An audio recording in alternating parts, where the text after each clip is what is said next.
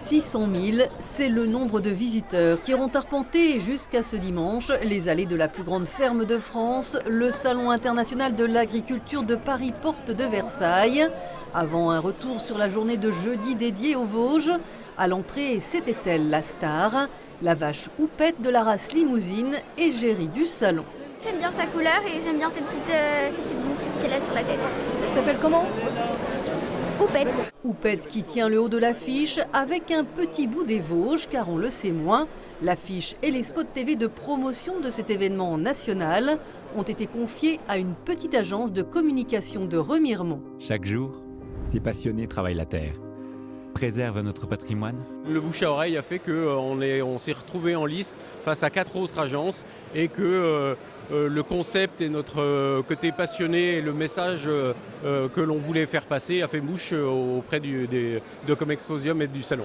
Et sur ce salon, alors que l'on pouvait regretter l'absence des vaches de race vosgienne pour des raisons de budget, les Vosges sont bien représentés avec en tout une quinzaine d'éleveurs, dont les moutons de race Texel. Cette année encore, auréolé de nombreuses médailles obtenues au concours général agricole.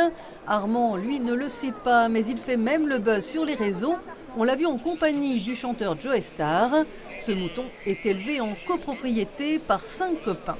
Un éleveur de Moselle, un de Vosges, deux de Haute-Saône et un du Doubs.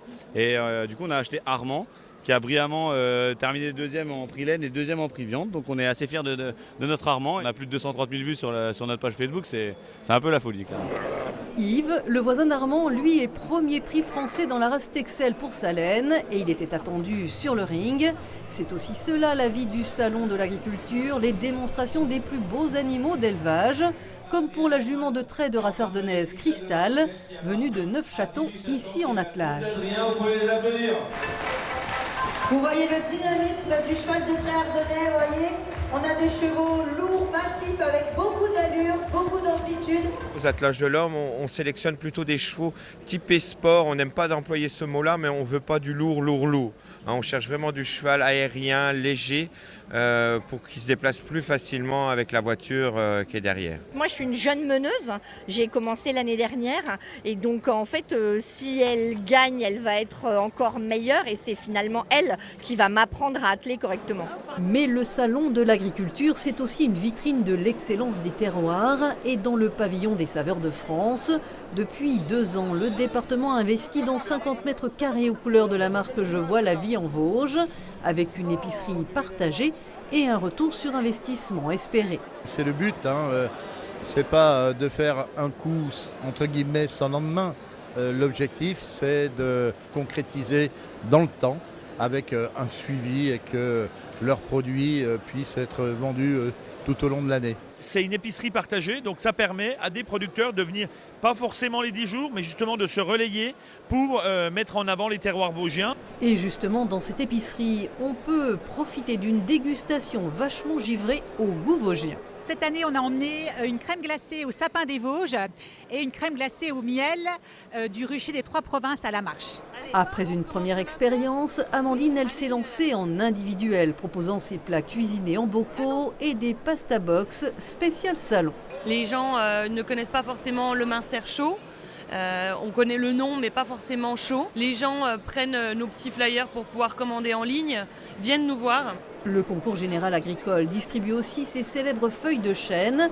La famille Malnori, pour la 2e fois consécutive, a obtenu la médaille d'or pour son jus de pomme. Ça nous coûte une certaine somme de représenter nos produits, mais là on a la reconnaissance. Pour moi, c'est merveilleux. Des grands noms de l'agroalimentaire du département, la fromagerie de l'Ermitage, la charcuterie Pierrat et la confiserie des Hauts-de-Vosges, pour cette dernière 22 ans de présence, ne manquent jamais ce rendez-vous parisien. Je suis venue par hasard et du coup j'ai goûté et franchement c'est très bon donc je prends. Bien sûr que je connais, ça fait des années, pour moi 20 ou 30 ans et je suis même allée visiter l'usine il y a très très longtemps.